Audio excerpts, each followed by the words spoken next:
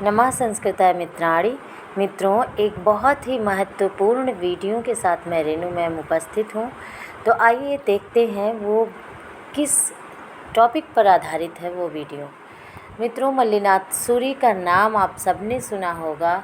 आचार्य मल्लिनाथ सूरी का जीवन परिचय हमारे लिए बहुत इम्पोर्टेंट है क्योंकि इससे प्रश्न पूछा जाता है।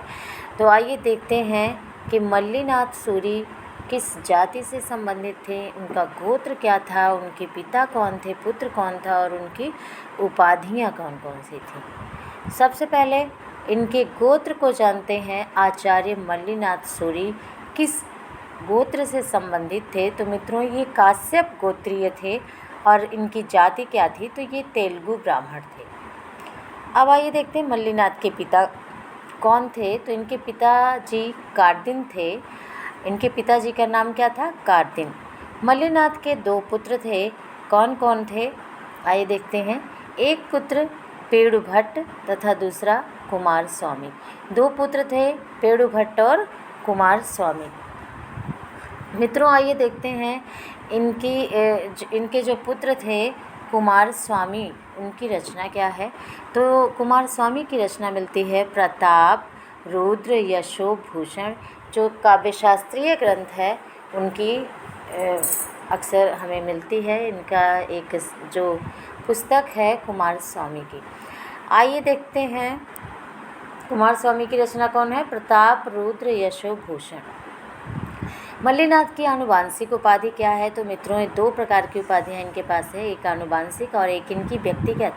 तो लोग इसी में कंफ्यूज रहते हैं, तो इसको गांठ बांध लो कि इनकी आनुवांशिक उपाधि कोलाचल है, जो इनके पूर्वजों से इन्हें मिली है। लेकिन इनकी व्यक्तिगत एक उपाधि है जो इन्हें मिली है महामहोपाध्याय की। तो इसको दोनों को क्लियर कर लीजिए। इनकी व्यक्तिगत उपाधि क्या है? महामहोपाध्याय। लेकिन आनुवांशिक उपाधि क्या है जो इनके पूर्वजों ने इन्हें दिया है? वो है कोलाचल। तो मित्रों, इनके समय के बारे में थोड़ा सा जानते हैं। मल्लिनाथ का समय क्या है?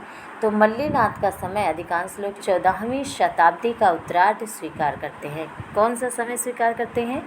14वीं शताब्दी का उत्तरार्ध काल। तो ये रहा मल्लिनाथ की जीवन चरित्र पर आधारित कुछ प्रश्न। अब आइए देखते हैं मल्लिनाथ ने कौन कौन सी टीकाएँ लिखी हैं। इनकी टीकाएँ बहुत प्रसिद्ध हैं। तो इन्होंने सबसे पहले लघुत्रयी पे टीकाएँ लिखी हैं। आइए देख लेते हैं। लघुत्रयी मित्रों कालिदास की रचनाओं पर आधारित है। पहली रचना है लघुत्रयी का रघुवंशम। रघुवंशम एक महाकाव्य है जिसमें 19 सर्ग हैं, जिसके नायक राम हैं और नायिका सीता है, जिसमें लगभग 31 राजाओं, मनु और इक्ष्वाकु को लेकर के लगभग 31 राजाओं का वर्णन है।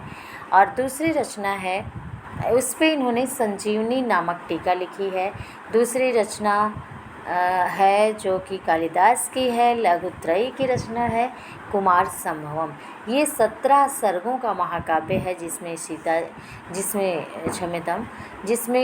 शिव जी नायक हैं, माँ पार्वती नायिका हैं और कुमार कार्तिकेय का जन्म होता है। इस पर भी इन्होंने संजीवनी नामक टीका लिखा है। किसने?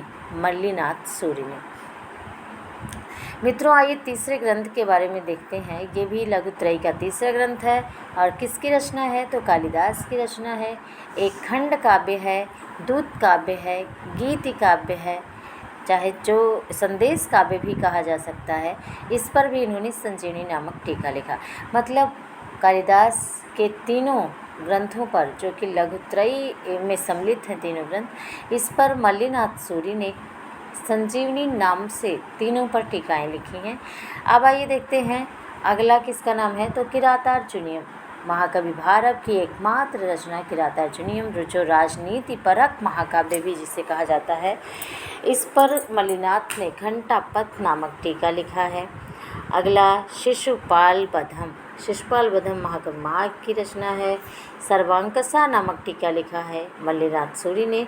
अगली रचना है रावण वध, जिसे हम भट्टी काव्य के नाम से भी जानते हैं।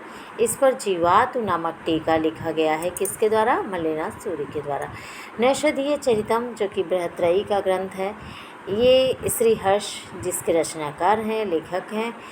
तो इस पर उन्होंने, मल्लिनाथ सूरि ने इस पर भी जीवातु नामक टीका लिखा। मतलब 2 काव्यों पर उन्होंने जीवातु टीका लिखा, एक रावण वध या भट्टी काव्य पर, और नैषधीय चरितम जो कि श्री हर्षकृत है, इस पर भी उन्होंने टीका लिखा है। किस नाम से? जीवातु नाम से। तो मित्रों, ये रहे कुछ काव्य जिस पर मल्लिनाथ सूरि ने बहुत ही प्रसिद्ध टीकाएँ लिखी हैं। अब इसके अतिरिक्त हम देखते हैं कि तार्किक रक्षा, नलोदय काव्य, प्रशस्त पाद भाष्य, लघु शब्देन्दु शेखर पर भी मल्लिनाथ ने टीका लिखी है। इनका पूरा नाम जान लेते हैं। तो मित्रों, इनके अगर दोनों उपाधियों को मिला देंगे तो इनका पूरा नाम क्या हो जाएगा? महामहोपाध्याय कोलाचल मल्लिनाथ सूरि। क्या है? महामहोपाध्याय कोलाचल मल्लिनाथ सूरि। तो मित्रों, इसे मत भूलिएगा, ये बहुत ही इम्पोर्टेंट टॉपिक है। और आज बस यहीं तक, हम फिर मिलेंगे अगले वीडियो में। तब तक के